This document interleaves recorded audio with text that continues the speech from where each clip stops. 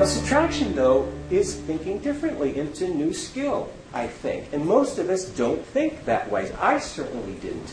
You know, when we're faced with any great decision, I think we have three important choices that we face. What do you leave in versus what do you leave out? What do you pursue versus what do you ignore? What do you do versus what do you don't?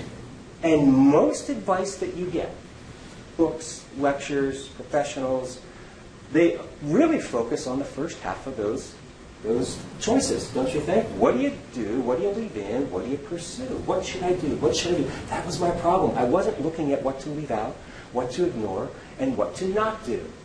And it's a new skill. And if you don't think that I'm quite accurate and that this is thinking differently, there's some real science around this.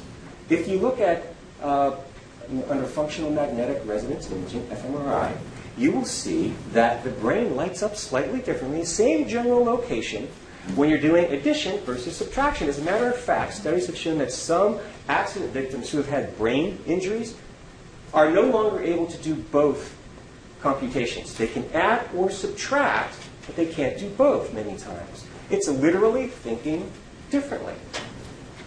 So, I thought what I'd do tonight is to give you a download, a compressed version of some of the lessons that I've gleaned from this quest that I've been on over the last 10 years, to draw from them just some lessons that I've learned in a way that makes them universally applicable, whether you are talking about the design of a product, a strategy, a process, any kind of idea.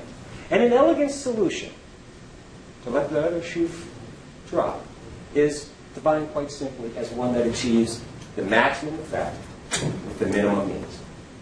Maximum effect with the minimum means.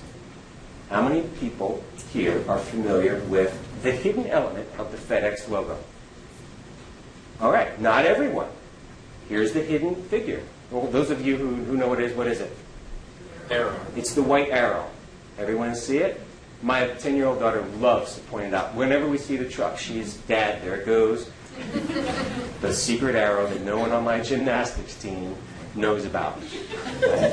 And to this day, a lot of people do not see it unless it's pointed out. Interestingly enough, I did an interview for this book with Lyndon Leader, who's the creator, who's working for Landor Associates at the time, when he created the FedEx logo. It was sort of an accident, but interestingly enough, when they presented it to the executive board of FedEx, do you know what some of the and by the way, Fred Smith, CEO, saw it right away. The others didn't, but as soon as they did, you know what they wanted to do? Fill it in with a different color. Right? We are hardwired to fill in. We are hardwired to add. We're not so hardwired to subtract.